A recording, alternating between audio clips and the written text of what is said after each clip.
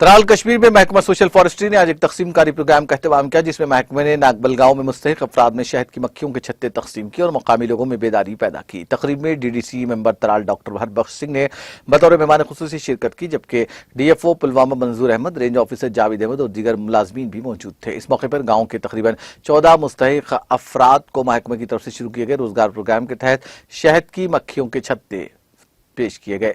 इससे कबल महकमे ने गुज़िश्ता साल तराल के कई इलाकों में सिलाई मशीनें भी तकसीम की थी।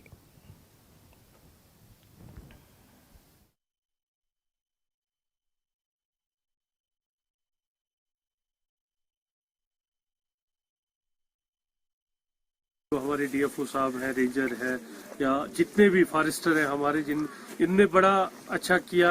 1-2-3 सालों से इनकी जो लाइवलीहुड प्रोग्राम के थ्रू इनकी स्कीम्स आती हैं, जिसमें स्विमिंग मशीन्स वगैरह है, इन्होंने पिछले साल वो भी डिस्ट्रीब्यूट की है तराल में।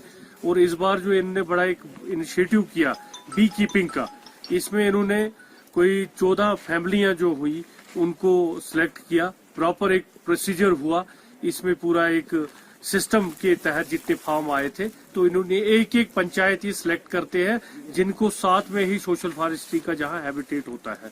तो इस बार इन्होंने 14 लोगों को दिया, 6-6 छतें मिलेंगे, बॉक्सेस मिलेंगे विद कॉलोनीज और जो इनका किट होता है।